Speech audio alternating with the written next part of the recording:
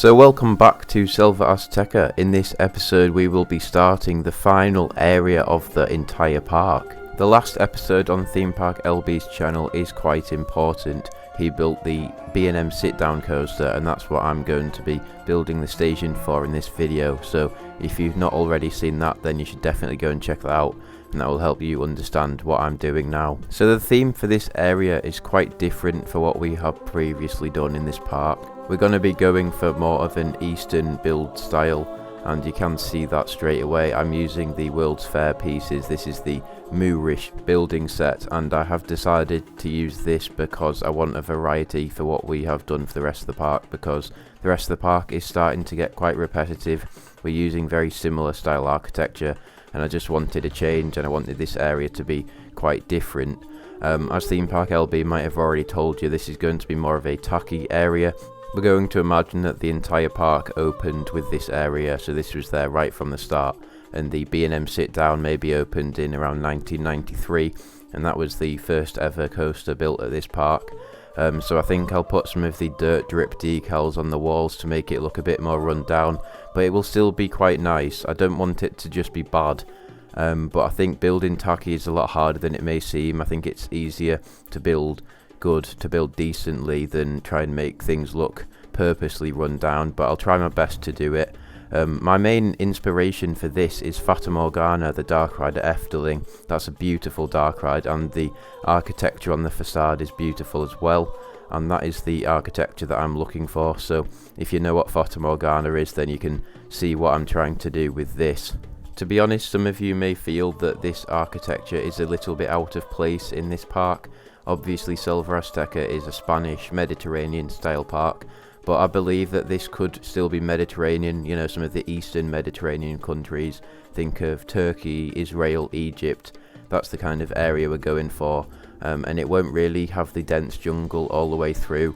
It would be more of an oasis, and that's what all of the trees have popped up for. So there will be some trees, but it will be more naturally dry than the rest of the park is.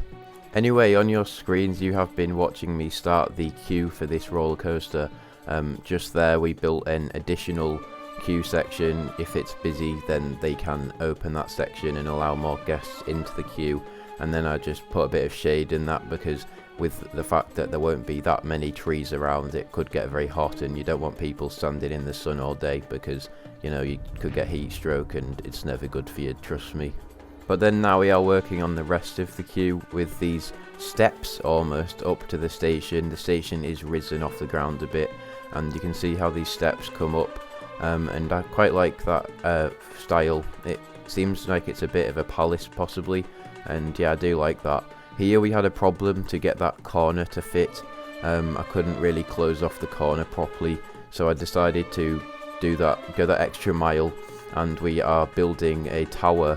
This is like one of those minarets that you would get over there in Turkey and in that kind of area. So we are using this octagonal tower, so I'm using the rotation technique to build it, and I really enjoy using this technique to build. I think it's a lot easier than it seems, and you can get buildings to look really good. So I'm just going for this type of window, and it really fits the theme we're going for, and the end product I'm very happy with.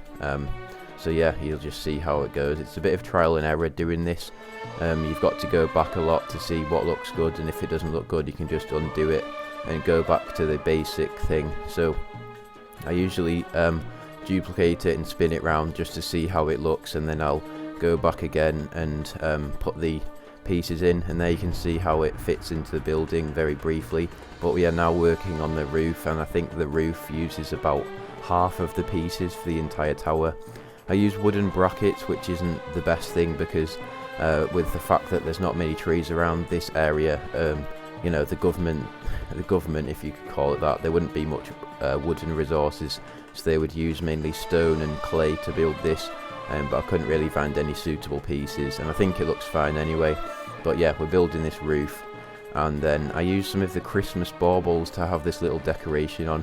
I'm not really sure what the baubles are going to be used for, because they seem way too big, but they fit on that fine. And then yeah, I also found this moon piece here, and with the Islamic sign being the moon on the Turkish flag, for example, that just fits on the top of that building. Like I said, my inspiration was Fata Morgana, and lots of the minarets there, they do have that moon on top, so I was referencing that a lot when building it. I think that's a big tip to anyone who's trying to get their buildings to look good. Always have an inspiration. Just building off your mind never really goes well for me, especially. So just have something that you were referring to. I always pretty much have something, have an image of what I'm trying to have it look like, and then yeah, I know what I'm doing really. With people doing recreations, obviously they're copying the building, so that's the same kind of thing. But for more creative building, you should still be trying to recreate a real building. Obviously it doesn't have to be that accurate because you're not actually recreating it, but if you get what I mean, yeah, base something off a real building or it's never going to look realistic, if you get what I'm trying to say. I think I overcomplicated that explanation way too much, but we are back with the queue line now. We have been putting some custom fencing in. I don't think the in-game fencing that automatically appears, I don't think it looks very good, so I try to refrain from using that. The fences that I did end up using were from the Theme Maker's Toolkit, and I recommend looking through the Theme Maker's Toolkit to find yourself some sets of fences that will help you make your queue lines look a lot better, and you can find lots of different designs there to see what will suit your park. So yeah, definitely look through the Theme Maker's Toolkit to find fences. Well, you can use it for pretty much anything. It's amazing what some people have put on there. So if you've not checked out the Theme Maker's Toolkit very much, definitely do it. I haven't really very much. I only have pieces in my inventory because of what I've subscribed to, checking out other people's parks. So for the next couple of minutes on your screens, you will watch me put in these grid pieces to make this station. It's very simple. I think I might go back and add some more decorations later, but in the meantime I'm going to talk about the short future of Selva Azteca as a whole. Well, we are nearly at the end of this whole series. I think we are missing quite a lot of things and we do need to work on that. For example, I think there's only one toilet block in the entire park, and that is right at the entrance before you even get into the park. So in the next episode, I believe Theme Park LB will be adding some general park improvements, possibly adding some flat rides and stuff like that, because the ride lineup also is a little bit empty. Most of the rides are thrill rides. I think we will need to add some family rides. I think we will build a 5th roller coaster which will be appealing for all ages. I'm thinking something like a Maura spinning coaster, maybe a Vekoma family boomerang, something like that. But I'm not completely sure. So yeah, we will need your suggestions on what to build because we are undecided. We will add the main roller coaster, the 5th roller coaster, in this area. There is a little bit of space between the Mac and the backside of the B&M, so there's a decent gap there which we could fit any coaster in really, so just leave your suggestions. Obviously it doesn't want to be a thrill coaster at all, no inversions, not too fast. Something that is appealing for all ages, because the park is definitely missing that. So for this episode we have finished doing all the building work. Now we are just collating lots of scenery. You just saw me there doing some rock work around this first turn. I wanted the rocks to go high enough so that they were protecting people on the paths from this coaster. It won't be going very fast, but you still want to offer that protection. And there is the name for the roller coaster. I have decided to call it Cayman. As this B&M is very snappy, we have decided to theme it around crocodiles, and a Cayman is a type of crocodile. It's a smaller one, and also its translation into Spanish is the same. It's also Cayman in Spanish, and that is a cognate. But if I was going to call it crocodile, then in Spanish it would be cocodrilo, which doesn't sound too great. So Cayman is the name.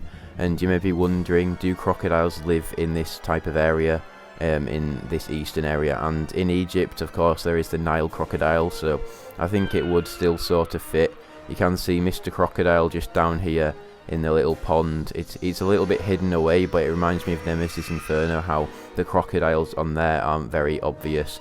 So I think it's quite cool, just a small little detail which won't be that noticeable, and it still seems quite tacky. You saw there that I used art shapes to make the pond because it wouldn't let me put water in, but I think that's fine. But yeah, the crocodile animatronic does fit this feel that we're going for, and I'm very happy with that. But we are now working on this exterior queue line part, and this is quite near to the entrance, so it's important to make this look appealing so that people will be willing to wait longer because they think it looks good, but then they go into the cattle pens afterwards. I have seen quite a lot of parks do this. They have the good bit of the queue at the start, and then after that you just go into a cattle pen. But I'm using these temple blocks and I've recoloured them so that they fit the theme, and I quite like them. They act as low stone walls to border off some parts of the queue, so that I don't have to use this boring default fence the whole time, because this is very generic. Yeah, it just adds to the theme having a fence like that, but I think it would look a bit weird if I used it for the whole way round. But yeah, you just saw me there adding in a tree because the fences didn't meet together the way I wanted them to, so I just put a tree to cover up that gap and it looks alright. But we will be putting more of those trees on from now on. We just recolour the terrain so it looks more like a grass. Maybe it gets watered. So this is quite a rich palace type of gardens feel. And yeah, there'll be some of those palm trees going in. But yes, we are putting in some smaller bushes now. You can't just have big trees because then the ground looks a bit empty, so you've got to go for a mix and put some smaller bushes in as well. But it does look quite dense, which is good, but there won't be this won't recur for the rest of it. There will be some parts which don't have much foliage at all. Here we are just recolouring the test seat so that it fits the terrain. Yeah, this is just a couple of small details around the entrance to the ride, but that is pretty much the end of the video now. I am very grateful if you have got to this point. So yeah, thank you so much for watching. Remember to leave a like if you have enjoyed, and yeah, share, comment, subscribe if you're new, all that kind of stuff, and I will hope to see you all in the next video. Goodbye.